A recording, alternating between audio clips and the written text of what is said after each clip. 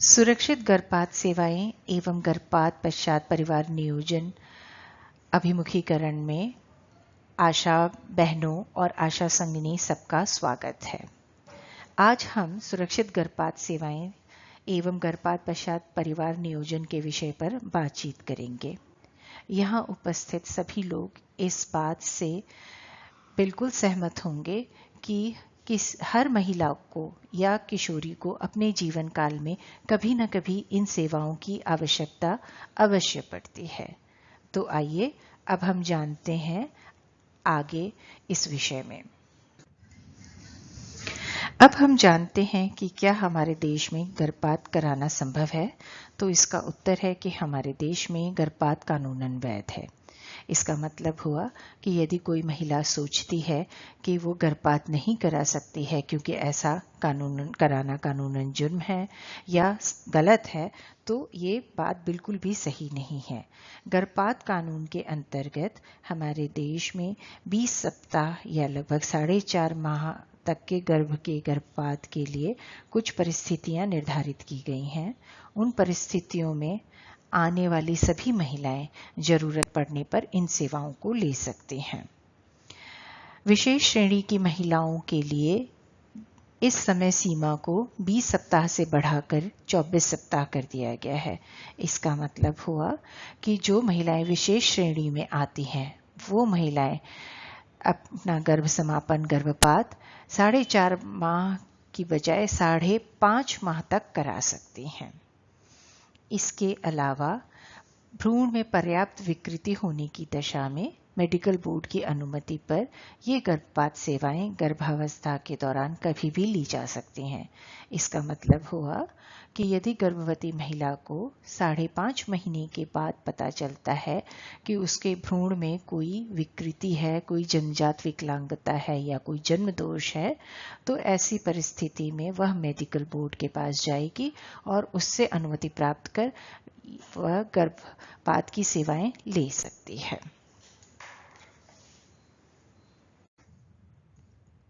अब हम जानेंगे कि गर्भपात कानून के अंतर्गत किन किन परिस्थितियों में गर्भपात की अनुमति दी गई है।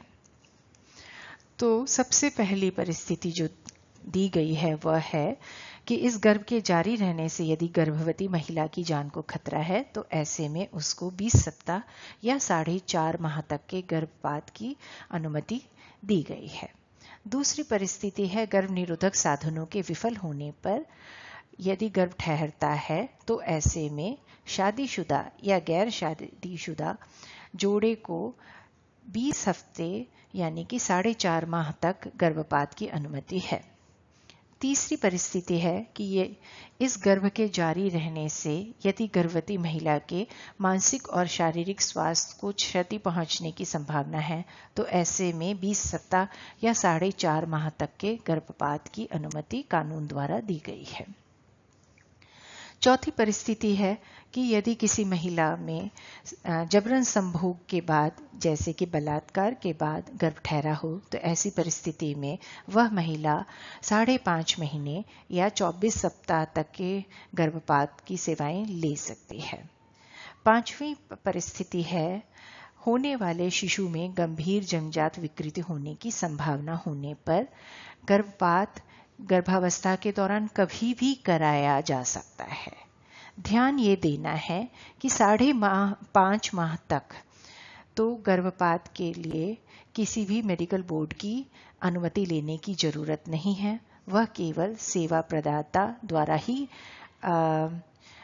अनुमति होने पर किया जा सकता है। मगर 5.5 महीने के बाद की गर्भ की अवस्था में यदि शिशु में जन्मजात विकृति पाई जाती है तो ऐसे में उसका गर्भपात कराने के लिए मेडिकल बोर्ड से अनुमति लेनी जरूरी होगी।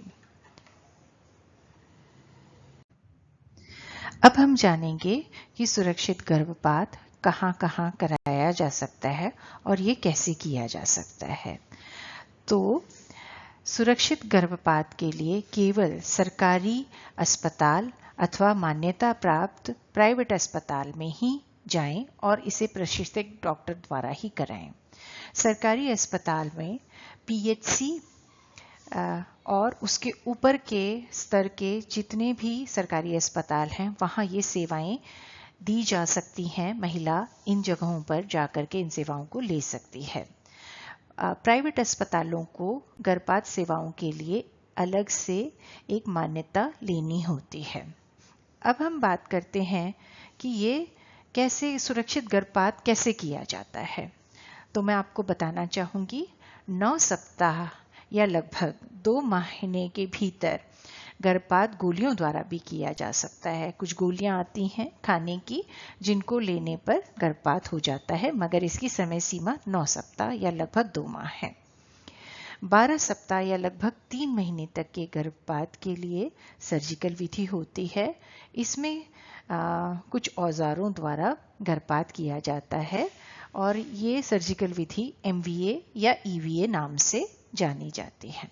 12 सप्ताह के बाद अगर गर्भपात करना होता है तो महिला को अस्पताल में भर्ती किया जाता है और गर्भावस्था की अवधि के अनुसार इसे सर्जिकल विधि द्वारा या सुई और दवाओं द्वारा किया जाता है।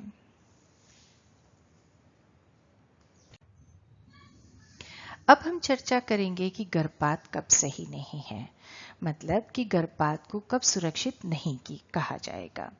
यदि गर्भपात सरकारी स्वास्थ्य केंद्र या अस्पताल जो कि मान्यता प्राप्त नहीं है, अगर ऐसी जगह पर गर्भपात कराया जाता है तो उस गर्भपात को हम असुरक्षित गर्भपात कहेंगे। इसी तरह से यदि गर्भपात को लिंग जांच के अनुसार कराया जाए, यानी लिंग जांच करा के पता लगा लिया कि लड़का है या लड़की है और उसके आधार पर लिंग चयन करके गर्भपात कराया जाए तो यह गर्भपात सही नहीं है। साथ ही अगर नीम हकीम या दाई द्वारा गर्भपात कराया जाए तो ये भी बहुत असुरक्षित होता है और ये बिल्कुल सही नहीं है। असुरक्षित उपकरणों, घरेलू तरीके, जड़ी बूटियों, इन सब किसी भी तरीके से गर्भ समापन कराना कभी भी सुरक्षित नहीं होता है और गलत होता है। इसलिए आपको अपनी क्षेत्र की महिलाओं और किशोरियों को बताना चाहिए कि ऐसी गलतियां वे कभी ना करें और जब भी उनको जरूरत हो तो वो आपसे संपर्क करें और आप उनको सही जगह पर ले जा करके अस्पताल में ले जा करके सरकारी अस्पताल में प्रशिक्षित डॉक्टर द्वारा गर्भपात कराने में उनकी मदद करें।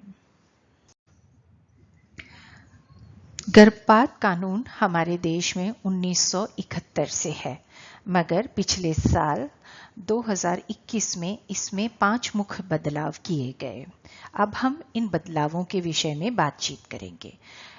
पहला बदलाव जो बहुत महत्वपूर्ण है वह है विशेष श्रेणी की महिलाओं में गर्भपात की ऊपरी समय सीमा को 20 सप्ताह से बढ़ाकर 24 सप्ताह कर दिया गया। मतलब पहले किसी भी परिस्थिति में महिला सिर्फ 4.5 महीने तक गर्भपात करा सकती थी। अब विशेष श्रेणी की महिलाओं में इस समय सीमा को बढ़ा दिया गया है जिससे वे जरूरत पड़ने पर 5.5 महीने तक गर्भपात करा सकती हैं। दूसरा जो बदलाव हुआ है वो भ्रूण विकृति के मामलों में किया गया है। पर्याप्त भ्रूण विकृति होने पर गर्भावस्था के दौरान किसी भी समय महिला गर्भपात करा सकती है। 5.5 महीने तक वह कानून में बदलावों के अनुसार बगैर मेडिकल बोर्ड की अनुमति के गर्भपात करा सकती है। 5.5 महीने की गर्भावस्था के बाद अगर भ्रूण विकृति की वजह से वह गर्भपात कराना चाहती है तो ऐसा बिल्कुल संभव है, मगर उसको मेडिकल बोर्ड से इसकी अनुमति लेनी होगी। तीसरा जो बदलाव किया गया है उसमें गर्भ निरोधक साधनों की विफलता की स्थिति में अब गर्भपात सेवाएं अविवाहित महिलाओं के लिए भी उपलब्ध हैं। पहले इस बदलाव 2021 के बदलाव के पहले ये सेवाएं केवल विवाहित महिलाओं के लिए उपलब्ध थीं, मगर इस बदलाव के बाद अब ये सेवाएं विवाहित अविवाहित महिलाएं कोई भी इन सेवाओं को ले सकता है अगर गर्भनिरोधक साधन विफल हुआ है तो। चौथे बदलाव की हम जब बात करेंगे तो ये डॉक्टरों के लिए ज़्यादा महत्वपूर्ण है, मगर हमारे लिए समझना इसलिए जरूरी है कि पहले इस वजह से कि 2 प्रशिक्षित डॉक्टर अस्पताल में नहीं हैं, इस वजह से लगभग 3 महीने के बाद का गर्भपात नहीं हो सकता था, क्योंकि जो है 12 हफ्ते के बाद 2 डॉक्टरों की राय जरूरी थी। पर चौथा बदलाव अब आया है, उसके अनुसार 4.5 महीने तक केवल एक प्रशिक्षित डॉक्टर की राय के आधार पर भी गर्भपात किया जा सकता है और 4.5 से 5.5 महीने के बीच के अंतराल में गर्भपात के लिए 2 प्रशिक्षित डॉक्टरों की राय जरूरी है। 5वां बदलाव जो किया गया है वो यह है कि गर्भपात संबंधित जानकारी, महिला के विषय में जो जानकारी है उसकी गोपनीयता को सुदृढ़ किया गया है। पहले भी ये जरूरी था कि गर्भपात संबंधित जानकारी किसी भी महिला की विषय में कभी भी किसी को भी नहीं दी जाएगी। इस बात पर फिर से जोर दिया गया है। अब हम जानेंगे कि विशेष श्रेणी की महिलाएं कौन हैं जिनके लिए गर्भपात की समय सीमा को 4.5 माह से बढ़ा करके 5.5 माह कर दिया गया है। तो इस श्रेणी में सर्वप्रथम यौन हमले या बलात्कार या किसी अनाचार की उत्तराजीवी महिलाओं को शामिल किया गया है। इसका मतलब हुआ, अगर बलात्कार की वजह से गर्भ धारण हुआ हो तो ऐसी परिस्थिति में महिला के लिए गर्भपात की समय सीमा 4.5 माह से बढ़ा करके 5.5 माह कर दिया गया है। नाबालिग युवती अगर गर्भवती होती है तो ऐसी परिस्थिति में भी उसके लिए गर्भपात की समय सीमा को 4.5 माह से बढ़ा करके 5.5 महीने कर दिया गया है। अगर किसी महिला में वर्तमान गर्भावस्था के दौरान उसकी वैवाहिक स्थिति में कोई परिवर्तन हुआ हो, जैसा कि वैधव्य हो गया हो या तलाक की प्रक्रिया शुरू हो गई हो या तलाक हो गया हो, तो ऐसी परिस्थिति में भी उसके लिए गर्भपात की समय सीमा को 20 हफ्ते या 4.5 महीने से बढ़ा करके 24 हफ्ते या 5.5 महीने कर दिया गया है। उसी तरह से विकलांगता अधिनियम 2016 के अनुसार चिन्हित जितनी भी शारीरिक विकलांगताएं हैं उसके अंतर्गत आने वाली महिलाओं में भी इस समय सीमा को 4.5 माह से बढ़ा करके 5.5 माह कर दिया गया है। मानसिक मंदता अथवा मानसिक रूप से बीमार महिलाओं के लिए भी इस समय सीमा को बढ़ा करके 4.5 से 5.5 महीने कर दिया गया है। उसी तरह से पर्याप्त भ्रूण विकृति की स्थिति को भी इस विशेष श्रेणी में रखा गया है। पहली बार ऐसा हुआ है कि सरकार ने अब सरकारी तौर पर घोषित आपदा या आपातकालीन परिस्थितियों में भी गर्भपात की सेवाओं के लिए समय सीमा को बढ़ाया है और इसको बढ़ाकर 20 हफ्ते से 24 हफ्ते कर दिया है।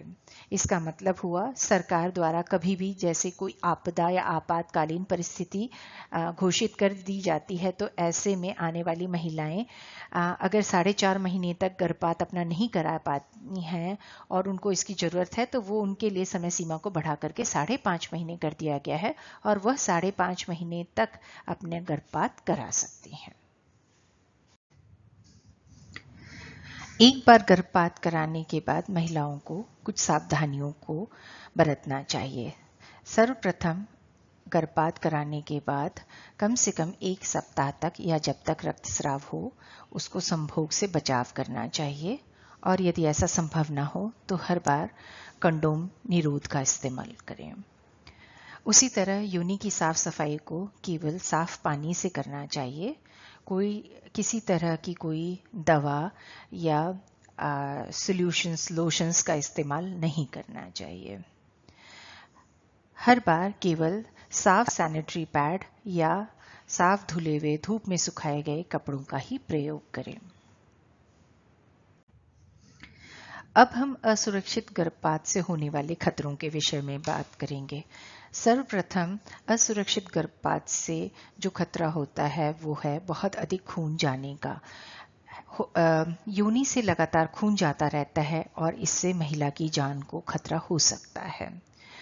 दूसरा खतरा जो असुरक्षित गर्भपात से होता है वो है बच्चेदानी में छेद हो जाना या औजारों से किसी तरह की आंतरिक चोट लग जाना और कभी कभी आंतों में भी चोट लग जाती है जो बहुत ही सीरियस परिस्थिति होती है और ऐसे में ऑपरेशन तक करने की नौबत आ सकती है। कभी कभी क्या होता है कि असुरक्षित रूप से गर्भपात कराने के बाद दोबारा महिला गर्भधारण नहीं कर पाती है, ट्यूब्स उसकी बंद हो जाती हैं और जब वह दोबारा गर्भधारण चाहती है तो वह गर्भवती नहीं हो पाती है। असुरक्षित गर्भपात के दौरान कभी कभी संक्रमण हो सकता है और ऐसा होने में खून में इन्फेक्शन फैल जाता है, शरीर में जहर फैल जाता है और अंततः गर्भवती महिला की जान को खतरा भी हो सकता है। इस तरह के किसी भी तरह के खतरे से, असुरक्षित गर्भपात से होने वाले किसी भी तरह के खतरे से बचने के लिए सरकार द्वारा सुरक्षित गर्भपात सेवा कार्यक्रम चलाया जाता है और उसमें आपके लिए प्रोत्साहन राशि निर्धारित की गई है। तो जैसे कि आप लोग महिला के गर्भवती होने पर उसकी बराबर जांच कराने के लिए अस्पताल में उसकी डिलीवरी कराने के लिए महिलाओं को प्रोत्साहित करती हैं, आप उनको अस्पताल में ले करके आती हैं, उसी तरह आपसे यह उम्मीद की जाती है कि आप गर्भपात सेवाओं के लिए भी महिलाओं को अस्पताल में स्वास्थ्य इकाइयों में लेकर के आएं। तो आपके लिए जो प्रोत्साहन राशि है वो उनके विषय में हम बातचीत करते हैं। स्वास्थ्य इकाइयों पर औजारों द्वारा गर्भपात करवाने पर आपको 150 रुपये दिए जाते हैं। दवाइयों द्वारा गर्भपात की प्रक्रिया को पूर्ण करवाने पर 225 रुपये दिए जाते हैं। गर्भपात पश्चात IUCD या जिसको हम कभी कभी कॉपर टीबी बोलते हैं, उसको लगवाने पर आपको 150 रुपये दिए जाते हैं। यदि महिला को आप गर्भपात पश्चात नसबंदी करवाने के लिए प्रेरित करती हैं तो आपको 300 रुपये दिए जाते हैं। यदि गर्भपात पश्चात महिला को त्रैमासिक अंतरा इंजेक्शन लगवाती हैं तो आपको 100 रुपये दिए जाते हैं।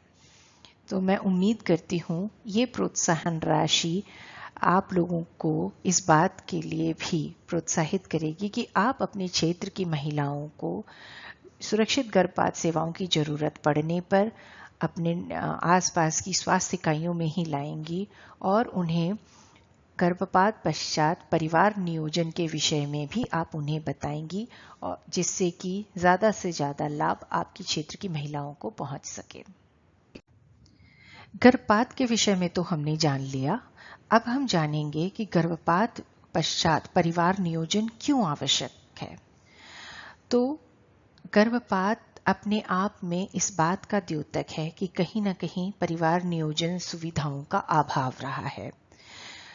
तो गर्भपात पश्चात परिवार नियोजन करने से अगले आने वाले किसी भी तरह के अनचाहे गर्भ और असुरक्षित गर्भपात के चक्र को हम तोड़ सकते हैं। मैं ये समझाना चाहूंगी कि कोई महिला गर्भपात कराने आई है तो यह इस बात का द्योतक है कि उसको परिवार नियोजन की जरूरत थी जो किसी वजह से नहीं पूरी हो सकी है। तो यदि वह गर्भपात के लिए हमारे पास आई है तो ये हमारे लिए एक मौका है जिस समय हम उस महिला को समझा सकें कि उसके लिए परिवार नियोजन कितना जरूरी है और उसकी आवश्यकता अनुसार हम उसको कोई साधन चुनने के लिए मदद कर सके, जिससे कि भविष्य में वह दोबारा से अनचाहे गर्भ और असुरक्षित गर्भपात के चक्र में ना फंसे। दूसरी बात यह है कि हमारे सबके लिए जानना यह जरूरी है कि गर्भपात के बाद 10 दिनों के अंदर ही महिला में गर्भधारण की क्षमता वापस आ जाती है। इसका मतलब हुआ कि एक बार यदि कोई महिला गर्भपात कराती है तो अगली माहवारी आने के पहले भी वो दोबारा गर्भवती हो सकती है, जबकि ज्यादातर महिलाओं का ऐसा सोचना होता है कि एक बार गर्भपात करा लिया तो अगली बार जब माहवारी आएगी उसके बाद ही वो गर्भवती हो सकती है। ऐसा सही नहीं है, ये सही नहीं है। एक बार गर्भपात कराने के बाद यदि वह किसी तरह का कोई गर्भ नियोजन का कोई साधन नहीं अपनाती है तो ऐसे में वह दोबारा गर्भवती हो सकती है दूसरी माहवारी आने के पहले ही, और ऐसे में वो उलझ के रह जाएगी कि शायद मेरा गर्भपात ठीक से नहीं हुआ था। तो ये सब स्थितियां महिला के लिए जो है कष्टदायी हो सकती हैं। तीसरी बात यह है कि बार बार गर्भपात कराने से महिला के स्वास्थ्य पर भी बुरा प्रभाव पड़ता है। तो गर्भपात जो है परिवार नियोजन का तरीका नहीं होना चाहिए। इसे केवल तब इस्तेमाल करा जाना चाहिए जब परिवार नियोजन का साधन फेल हो गया है, या जिन भी परिस्थितियों के विषय में हमने बातचीत की थी उन वैसी परिस्थितियां होती हैं। मैं ये बिल्कुल नहीं कहूंगी कि गर्भपात कराना गलत है, नहीं, लेकिन गर्भपात यदि कोई कराता है तो उसके साथ ही भविष्य में उसे इस सेवाओं की जरूरत ना पड़े, इसके लिए परिवार नियोजन के किसी न किसी तरीके को जरूर अपनाना चाहिए, क्योंकि बार बार के गर्भपात से और इससे पड़ने वाले महिला के स्वास्थ्य के बुरे प्रभाव से न केवल महिला बल्कि उसके बच्चे और पूरा परिवार प्रभावित होते हैं। साथ ही एक बहुत जरूरी बात है जो हम सबको ध्यान देनी चाहिए, वो है कि एक बार गर्भपात कराने के बाद अगले गर्भधारण के बीच में कम से कम 6 माह का अंतर रखना चाहिए। ऐसा इसलिए मैं बता रही हूँ कि कभी कभी ऐसा भी होता है कि महिला को ये गर्भ चाहिए था मगर वो खराब हो गया, अपने आप से खराब हो गया और उसको अस्पताल में आकर के सफाई करानी पड़ी। ऐसा आप सबने देखा ही होगा। तो मैं बताना चाहूंगी कि ये सिर्फ हम अपनी इच्छा द्वारा गर्भपात कराते हैं उसमें ही नहीं, जब स्वतः हो जाता है गर्भपात, ऐसे में भी कि हमको अगले गर्भधारण के बीच में कम से कम 6 माह का अंतर रखना चाहिए। ये अंतर अगले गर्भ के बेहतर परिणाम के लिए जरूरी है। तो ये हम लोग को अब बिल्कुल समझ में आ गया कि एक बार अगर कोई महिला गर्भपात कराती है तो उसके साथ साथ उसको परिवार नियोजन के साधनों को जरूर अपनाना चाहिए। ये उसके स्वास्थ्य के लिए, उसके परिवार के लोगों के लिए, उसके बच्चों के लिए बहुत जरूरी है। अब हम चर्चा करेंगे कि गर्भपात के पश्चात कौन कौन से परिवार नियोजन के साधन अपनाए जा सकते हैं। आप अपने सामने देख रहे हैं कि ये जो हैं अलग अलग तरीके के परिवार नियोजन के साधन हैं। अब हम बातचीत करेंगे कि सर्जिकल गर्भपात के बाद ये परिवार नियोजन के साधन कब कब अपनाए जा सकते हैं। महिला नसबंदी, जैसा कि आप जानते हैं, ये एक परिवार नियोजन का स्थायी उपाय है। यानी जब परिवार पूरा हो जाता है तो महिलाएं इस उपाय को अपनाती हैं। गर्भपात के बाद आप तुरंत से लेकर के 7 दिनों के भीतर नसबंदी कभी भी करवा सकती हैं। सर्जिकल गर्भपात के बाद जो है महिला तुरंत से लेकर 7 दिनों के भीतर कभी भी वह नसबंदी करा सकती है। जो अंतरा इंजेक्शन आता है हर 3 महीने पे लगने वाला गर्भ निरोधक इंजेक्शन बहुत ही अच्छा गर्भ निरोधन का तरीका है। ये 2 बच्चों के बीच में अंतर के लिए बहुत उपयुक्त तरीका है और यदि महिला चाहे तो इसे लंबे समय तक लगवा सकती है और जब तक ना चाहे तब तक बच्चा नहीं चाहती है वह इन इंजेक्शन को लगवा सकती है। गर्भपात के बाद इसे तुरंत से लेकर 7 दिनों के भीतर लगवाया जा सकता है। IUCD की जब हम बात करते हैं तो IUCD को गर्भपात, सर्जिकल गर्भपात के तुरंत बाद से लेकर 12 दिनों तक कभी भी लगवाया जा सकता है। तो ऐसा नहीं है कि सर्जिकल गर्भपात कराते समय यदि महिला IUCD लगवाने का निर्णय नहीं ले पाई तो वो अगले दिन नहीं लगवा सकती है। वह महिला 12 दिनों तक उसको कभी भी लगवा सकती है। तो ऐसा भी कर सकते हैं कि एक बार सर्जिकल गर्भपात कराया, उस समय महिला निश्चित नहीं कर पाई कि उसको IUCD लगवाना है, वो फॉलो अप के लिए 1 हफ्ते बाद जो है स्वास्थ्य इकाई पर आएगी, आप उसको लेके आएंगी। उस समय तक आप उसको समझा लीजिए कि IUCD लगाया जा सकता है और यदि महिला राजी हो जाती है तो आप उसको फॉलो अप विजिट के दौरान 12 दिनों के अंदर कभी भी IUCD लगवा सकते हैं। उसी तरह से माला N रोज खाने वाली जो गर्भ निरोधक गोलियां होती हैं और छाया या साप्ताहिक गर्भ निरोधक गोलियां होती हैं, ये दोनों तरह की गोलियां गर्भपात के तुरंत बाद से लेकर के 7 दिनों के भीतर कभी भी लेना शुरू किया जा सकता है। बस फर्क ये है कि माला N जो गोली है, ये गोली आपको बराबर खाते रहनी है, रोज 1 गोली खानी है। सफेद गोलियों से पत्ता स्टार्ट करना है और भूरी गोलियों पर खत्म करना है। भूरी गोलियों को खत्म होते ही सफेद गोलियों से नया दूसरा पत्ता स्टार्ट कर देना है। साप्ताहिक गोली जो है शुरू के 3 महीनों में हफ्ते में 2 बार खाई जाती है और इसके बाद इसको हर हफ्ते में सिर्फ 1 बार लिया जाना होता है। अब हम बातचीत करेंगे गोलियों द्वारा गर्भपात के बाद परिवार नियोजन के विभिन्न तरीकों के विषय में, खासकर कि इन तरीकों को हम कब इस्तेमाल कर सकते हैं। तो सर्वप्रथम हम बात करेंगे अंतरा त्रैमासिक इंजेक्शन के बारे में।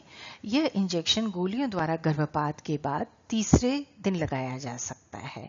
इसका मतलब हुआ, जब गोलियों द्वारा गर्भपात किया जाता है तो उसमें 2 तरह की गोलियां दी जाती हैं। तो तीसरे दिन जब गोलियां दी जाती हैं उस दिन इस इंजेक्शन को लगवाया जा सकता है। उसी तरह IUCD को गर्भपात प्रक्रिया के पूरा होने के बाद लगाया जाएगा, अर्थात जब महिला गोलियां लेना शुरू करती है तो उसके 15वें दिन आपको उसको अपनी स्वास्थ्य इकाई में लेके आना होता है चेकअप कराने के लिए कि गर्भपात की प्रक्रिया पूरी हो गई है कि नहीं। तो उस दिन यदि गर्भपात की प्रक्रिया पूरी हो जाती है तो उसको IUCD लगाई जा सकती है। उसी तरह से छाया साप्ताहिक गर्भ निरोधक जो गोली होती है, गोलियां जिस दिन महिला लेना शुरू करती है उसके तीसरे दिन से जो है लिया जाएगा। इन गोलियों को लेना शुरू करा जा सकता है। माला N जो रोज खाने वाली गर्भ निरोधक गोली होती है, इसको गोलियों द्वारा गर्भपात के संदर्भ में गोलियां जिस दिन महिला लेना शुरू करती है उसको पहला दिन मानते हुए तीसरा दिन जिस दिन उसको गोलियों की खुराक दी जाती है उस दिन या 15वें दिन महिला कभी भी माला N को लेना शुरू कर सकती है। महिला नसबंदी की जब हम बात करते हैं तो यदि महिला गोलियों द्वारा गर्भपात कराना ही चाहती है तो ऐसे में गोलियों द्वारा गर्भपात के बाद अगली बार जो पहली माहवारी आएगी उसके बाद इसको महिला नसबंदी को कराया जा सकता है। वैसे तो मैं ये कहूँगी, यदि महिला नसबंदी कराना चाहती है तो ऐसे में हम उसको राय दे सकते हैं कि आप सर्जिकल विधि द्वारा गर्भपात करवा लें, क्योंकि गर्भपात की प्रक्रिया और जो है नसबंदी दोनों एक साथ कर दिए जाते हैं। ये तो थे महिलाओं द्वारा प्रयोग किए जा सकने वाले गर्भ निरोधन के तरीके या परिवार नियोजन के तरीके। एक बहुत अच्छा तरीका है जिसे पुरुषों द्वारा यूज किया जाता है, जो है कंडोम या निरोध। तो कंडोम या पुरुषों की भागीदारी को सुनिश्चित करने के लिए हम परिवार नियोजन के जो 2 साधन हैं, कंडोम या पुरुष नसबंदी, इनको भी गर्भपात प्रक्रिया के साथ कराया जा सकता है। कंडोम को तो पुरुष द्वारा प्रयोग करना है तो इसे हर संभोग के दौरान सही ढंग से प्रयोग किया जाना चाहिए। जब नसबंदी की हम बात करते हैं तो इसका गर्भपात प्रक्रिया से कोई सीधा संबंध नहीं है, इसलिए इसको पुरुष अपनी सुविधा अनुसार कभी भी करा सकते हैं। मगर ध्यान ये देना है कि जब तक पुरुष नसबंदी नहीं कराते हैं तब तक महिला द्वारा किसी न किसी तरह का कोई परिवार नियोजन का साधन इस्तेमाल किया जाए या पुरुष स्वयं कंडोम का इस्तेमाल कर सकते हैं। और एक बार नसबंदी कराने के बाद 3 महीने तक कंडोम का प्रयोग करना जरूरी है।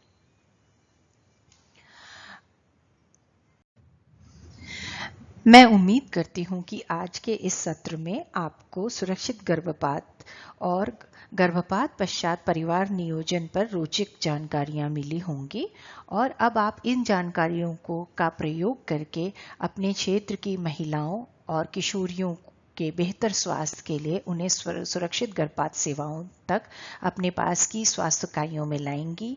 साथ ही आप उनकी मदद करेंगी गर्भपात के तुरंत बाद किसी न किसी उचित गर्भ नियोजन परिवार नियोजन के तरीकों को प्रयोग करने में। आप लोगों का इस सत्र में आने के लिए बहुत बहुत धन्यवाद। आशा करते हैं कि आपसे फिर मुलाकात होगी।